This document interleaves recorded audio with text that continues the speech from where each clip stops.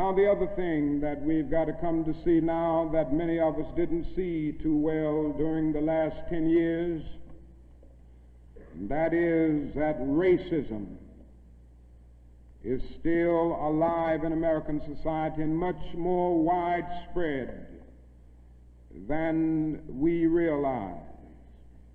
And we must see racism for what it is. It is a myth of the superior and the inferior race. It is the false and tragic notion that one particular group, one particular race is responsible for all of the progress, all of the insights, and the total flow of history. And the theory that another group or another race is totally depraved, innately impure, and innately inferior. And in the final analysis, racism is evil because its ultimate logic is genocide. Hitler was a sick and tragic man who carried racism to its logical conclusion. And he ended up leading a nation to the point of killing about 6 million Jews. And this is the tragedy of racism because its ultimate logic is genocide. If one says that I am not good enough to live next door to him, if one says that I am not good enough to eat at a lunch counter, or to have a good, decent job, or to go to school with him, merely because of my race, he is saying consciously or unconsciously that I do not deserve to exist. To use a philosophical analogy here, racism is not based on some empirical generalization. It is based rather on an ontological affirmation. It is not the assertion that certain people are behind culturally or otherwise because of environmental conditions. It is the affirmation that the very being of a people is inferior. And this is the great tragedy of it. I say that however unpleasant it is, we must honestly see and admit that racism is still deeply rooted all over America. It's still deeply rooted in the North, and it's still deeply rooted in the South. Now, this leads me to say something about another discussion that we hear a great deal, and that is the so-called white backlash.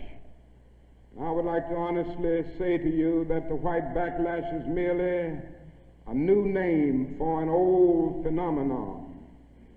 It's not something that just came into being because shouts of black power, or because Negroes engaged in riots in Watts, for instance. The fact is that the state of California voted a fair housing bill out of existence before anybody shouted black power, or before anybody rioted in Watts. It may well be that shouts of black power and riots in Watts and the Harlems and the other areas are the consequences of the white backlash rather than the cause of them. What it is necessary to see is that there has never been a single solid, monistic, determined commitment on the part of the vast majority of white Americans, the whole question of civil rights and on the whole question of racial equality. This is something that truth impels all men of goodwill to admit. It is said on the Statue of Liberty that America is the home of exiles. But it doesn't take us long to realize that America has been the home of its white exiles from Europe. But it has not evinced the same kind of maternal care and concern for its black exiles from Africa. And it is no wonder that in one of his sorrow songs, a Negro could sing out, "Sometimes I feel like a motherless child." What great estrangement, what great sense of rejection caused the people to emerge with such a metaphor as they looked over their lives. What I'm trying to get across is that our nation has constantly taken a positive step forward on the question of racial justice and racial equality. But over and over again, at the same time, it made certain backward steps. And this has been the persistence of the so-called white backlash. In 1863, the Negro was freed from the bondage of physical slavery. But at the same time, the nation refused to give him land to make that freedom meaningful.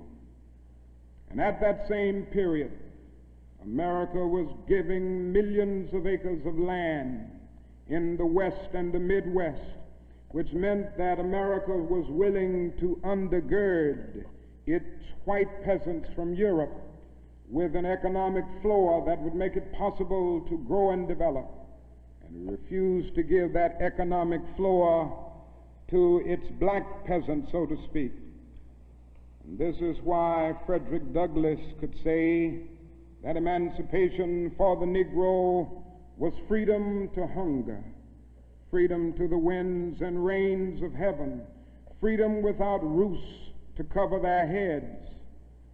He went on to say that it was freedom without bread to eat, freedom without land to cultivate. It was freedom and famine at the same time. But it does not stop there. In 1875, the nation passed a civil rights bill and refused to enforce it. In 1964, the nation passed a weaker civil rights bill. And even to this day, that bill has not been totally enforced in all of its dimensions. The nation heralded a new day of concern for the poor, for the poverty-stricken, for the disadvantaged, and brought into being a poverty bill. But at the same time, it put such little money into the program that it was hardly and still remains hardly a good skirmish against poverty. White politicians in suburbs talk eloquently against open housing, and in the same breath contend that they are not racist. Now all of this and all of these things tell us that America has been backlashing on the whole question of basic constitutional and God-given rights for Negroes and other disadvantaged groups for more than 300 years. But I want to close by saying this afternoon that I still have faith in the future, and I still believe that these problems can be solved. And so I will not join anyone who will say that we still can't develop a coalition of conscience. I realize and understand the discontent and the agony and the disappointment and even the bitterness of those who feel that whites in America cannot be trusted. And I would be the first to say that there are all too many who are still guided by the racist ethos.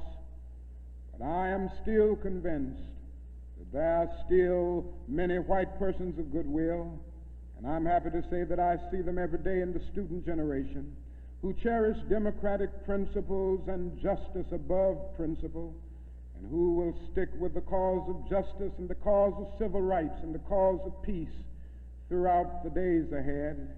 And so I refuse to despair. I think we are going to achieve our freedom, because however much America strays away from the ideals of justice, the goal of America is freedom. Abused and scorned though we may be, our destiny is tied up in the destiny of America. Before the Pilgrim Fathers landed at Plymouth, we were here. Before Jefferson etched across the pages of history the majestic words of the Declaration of Independence, we were here. Before the beautiful words of the Star-Spangled Banner were written, we were here. And for more than 2 centuries, our forebears labored here without wages. They made cotton king. They built the homes of their masters in the midst of the most humiliating and oppressive conditions. And yet out of a bottomless vitality, they continue to grow and develop. And I say that if the inexpressible cruelties of slavery couldn't stop us, the opposition that we now face, including the so-called white backlash, will surely fail. We're going to win our freedom because both the sacred head of our nation and the eternal will of the Almighty God are embodied in our echoing demands. And so I can still sing, we shall overcome. We shall overcome because the arc of the moral universe is long, but it bends toward justice. We shall overcome because Carlyle is right. No lie can live forever. We shall overcome because William Cullen Bryant is right. Truth crushed earth will rise again. We shall overcome because James Russell Lowell is right. Truth forever on the scaffold, wrong forever on the throne. Yet that scaffold sways the future. With faith, we will be able to hew out of the mounting of despair a stone of hope. With this faith, we will be able to transform the jangling discords of our nation into a beautiful symphony of brotherhood.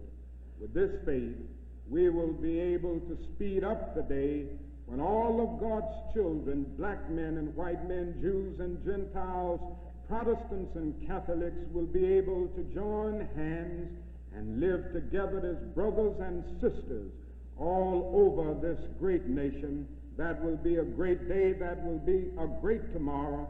In the word, sure to speak symbolically, that will be the day when the morning stars will sing together and the sons of God will shout for joy. Thank you.